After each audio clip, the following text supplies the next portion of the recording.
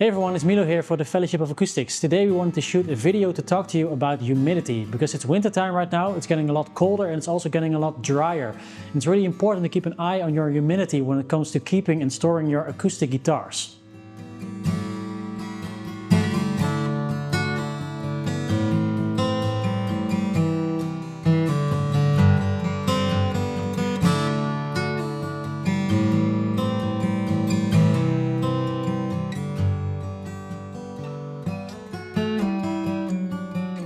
That's because guitars are made of wood and every wood reacts to temperature and also humidity.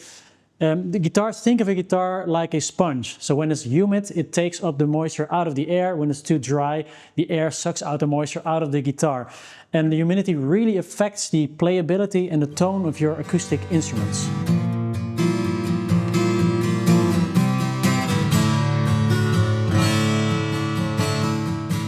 We like to keep in mind a range between 45 and 55%. You do have a little bit of extra room of maybe 5%, so think between 40 and 60.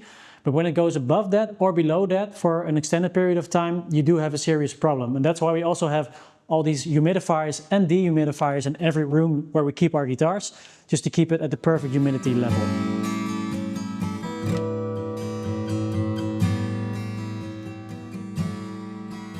When it's too humid, you will start to see several different things. So the wood starts to expand a little bit.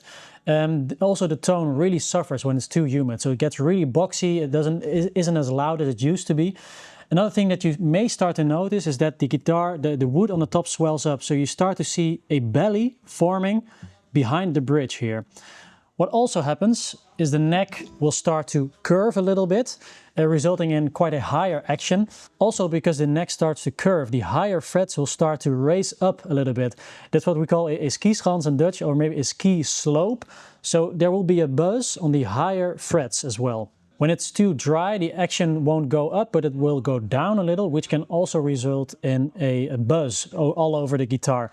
Then the guitar is also more prone to cracks. You see a lot of cracks in the center seam. They will also happen on the side of the guitar. But mostly the first thing that you will start to notice is that the fret ends will start to stick out and they will become a little bit pointy. If you feel this, this is a sign that your guitar is too dry. One thing that I recently learned about a change in humidity is that the results of a change in humidity will start to occur first on the treble side of the top. That's because the bracing on the treble side of the top is a little bit lighter. So it is more prone to movement. So when the humidity changes, you will see the change occur first on the treble side. Another thing that we notice here in the shop is that vintage guitars are a little less prone to the results of a change in humidity. This is because these guitars have been through all the seasons for many years. And we see that the wood starts to settle a little bit, so it doesn't react as quickly as new guitars that are just coming out of the factory. So Koen, what do you think?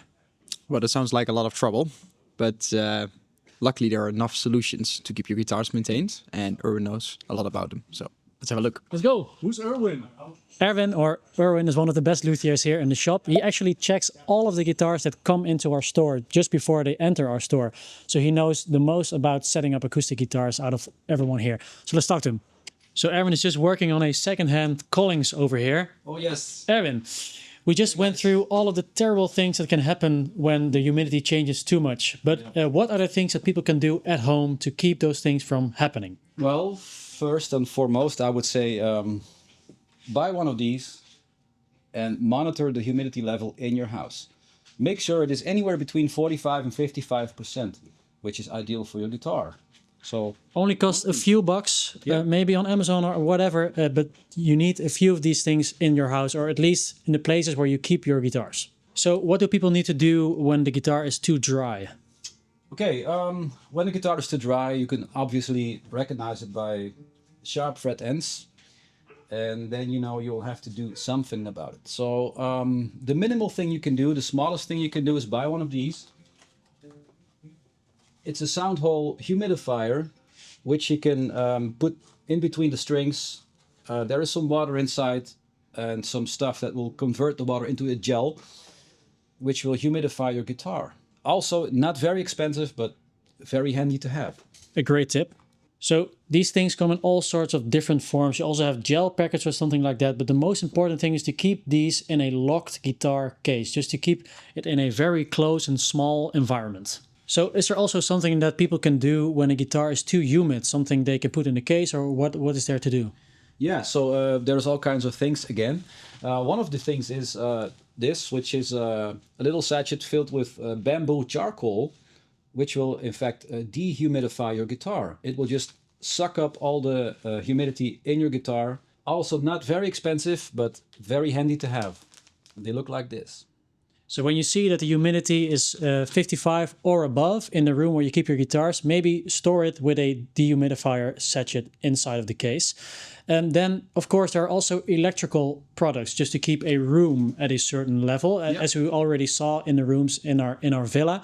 So what do you recommend in terms of those electrical devices? Okay, well, myself, I have two of those devices at home. One is a very simple one that I just bought at a Walmart, which is like a small device. You put in like a gallon of water and it will slowly evaporate during the day, which is very handy in the winter. The other device that I have is a little machine that I put in my living room, and it will suck up all the humidity in the air. It will pull, I think, 4 liters per 24 hours out of the air. So very handy to have one of those. Yeah. Not very expensive. I mean, like $200 more or less. But it is worth it when you see what a repair on a center seam crack will cost. A simple repair will set you back at least $100 as well. So buy one of those machines, especially when you have multiple guitars in your collection. I would say the first step, focus on these inside the guitar case. The second step is get a humidifier, a dehumidifier for in your room. But what if the guitar became so humid or so dry that there is a crack, or maybe the belly becomes too much? What can people do? Okay, what you can do is start by putting in a couple of these sachets. It will suck up all the humidity in the guitar. And next step would be to take it to your local guitar repair guy and have the crack looked after, because you need to re-glue it and make sure the guitar is stable again. Yeah. Oh yeah, by the way, pro tip, or actually non-pro tip, having a lot of plants in your house actually means that you're going to have an increased humidity level. Also, use common sense. So when you're putting your clothes out to dry, there's going to be more moisture in the air, meaning elevated humidity levels. Final pro tip, if your guitar is too dry, don't put it in the bathroom. It'll start to get moldy. Don't do it.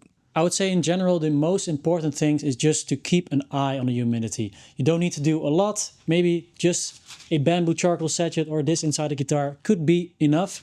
If it goes too far, you always have people like Erwin around to repair your guitar, maybe have the fret ends flattened a little bit.